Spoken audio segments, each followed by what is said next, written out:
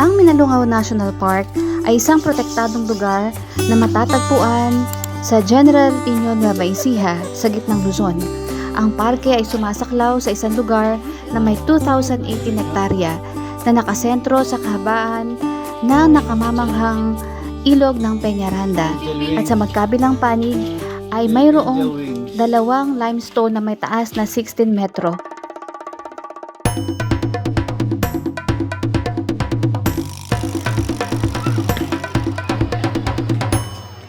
Hello mga katrip! Explore natin ngayon ang Minalungaw National Park sa General Piñon Nueva Ecija. Tara! Yung mga balsa, Kasama yata namin ito eh. Yung isa po sasakyan? Information po po ba para po. saan yung information nyo, ma'am? Ayun po sir. Okay. Asan si Pauline?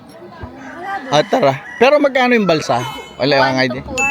Gaano katagal yon? 4 hours po siya sa taas. Tapos, May kasama po siyang 8 life vest. Iba niyo yung 4, 5, 6. Tapos may yung kasama ko ng 4, anong 5. Ma'am, pabas.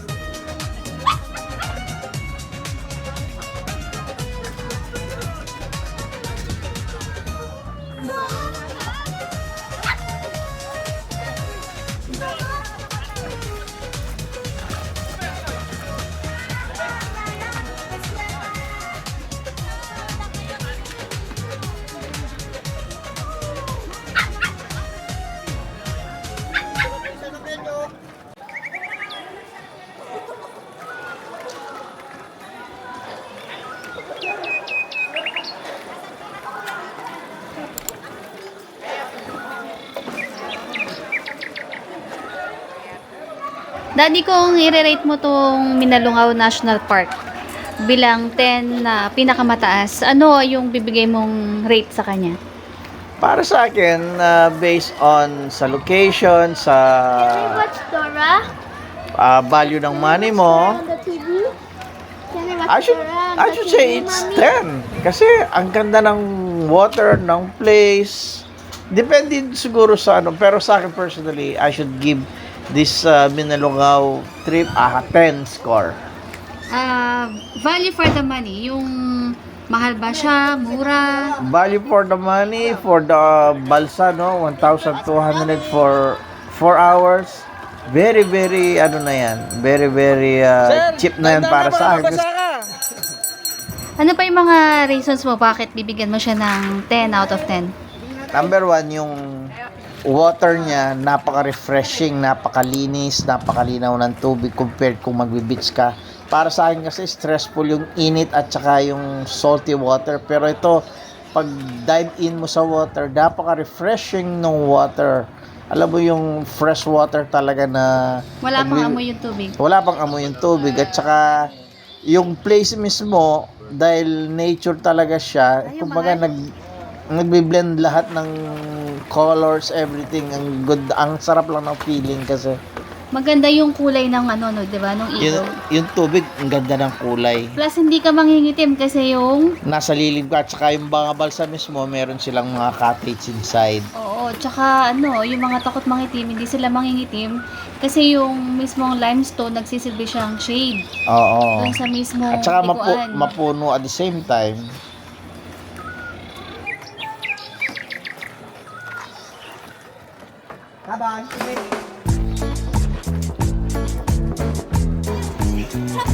You're missing a lot.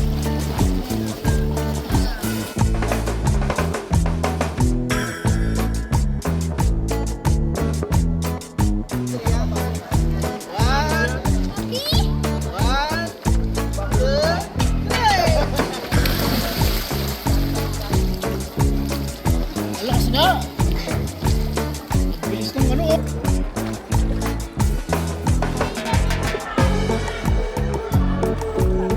Balik ka na dito.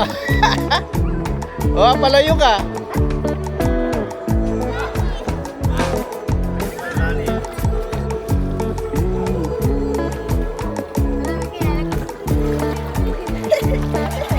Ang kagandahan pa dito sa Minalungaw, lahat ng dinaanan natin ay sementado yung kalsada, di ba Daddy? Oh, yun pa yung plus points dyan kasi sa mga karanasan natin pagpunta sa mga magagandang ilog or mga falls, usually nasa malalayong lugar yan, magkakaroon pa ng trekking na matagal. Ito ang kagandahan nito, malapit na malapit sa mga kalsada, yun na mismo. So hindi siya mahirap puntahan. Malakas.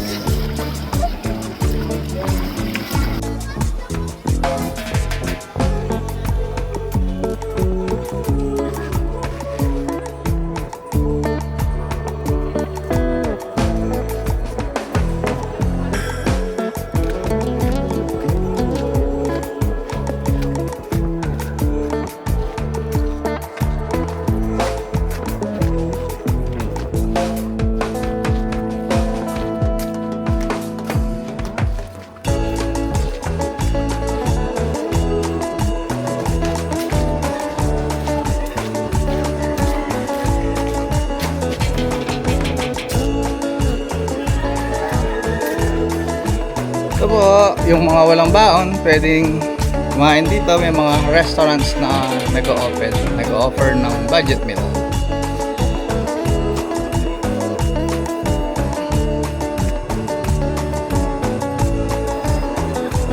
Ayan, ito yung ilalim ng bridge.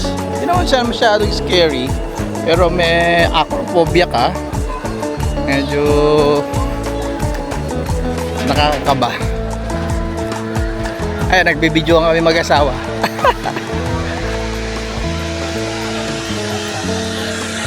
Ayun, meron zipline.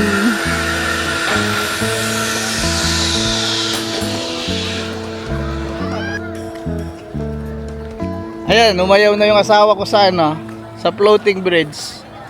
Ang ganda.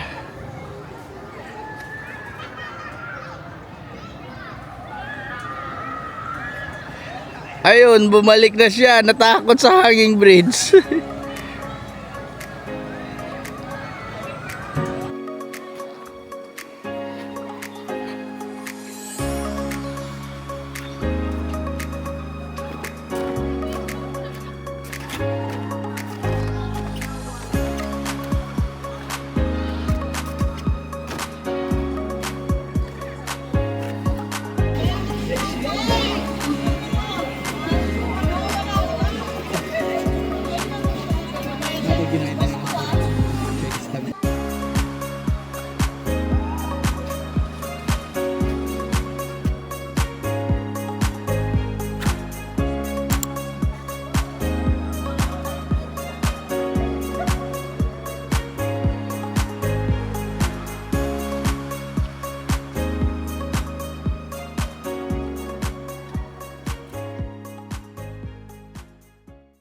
Ano po siya, wala tayong entrance fee.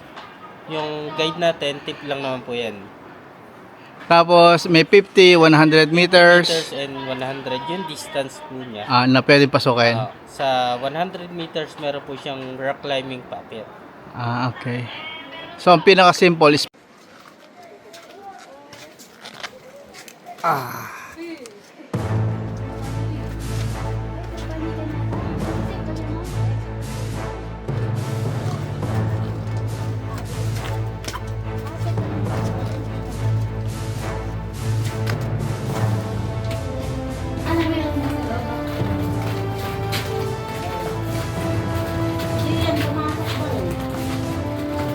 Yan.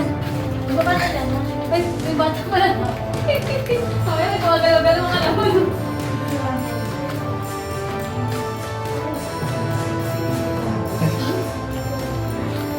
kaya, abanti ka.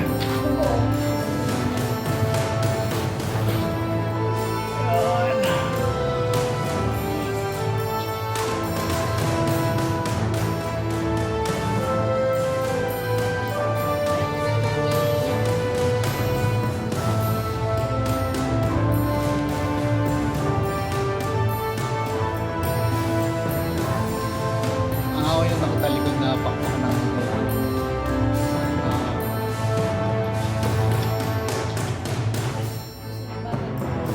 Bali, ito na po yung exitan sa 50 meters. Yan. Kaya nga, yung mga walang... Sa video! Ayan, nag-enjoy sila! Oh! Tara na! Let's go! Yes!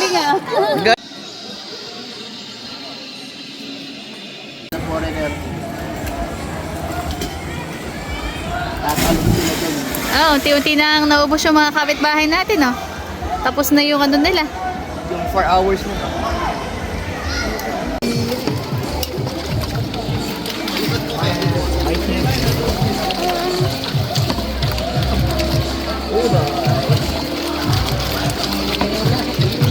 Wala, bigay sila ko yung DJ. Wow! Kuya BJ!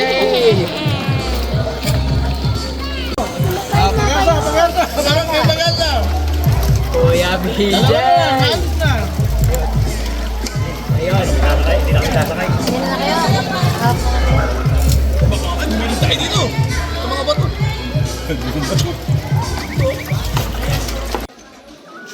Second time na namin dito sa Minalungaw, pero masasabi ko na babalik pa rin ako.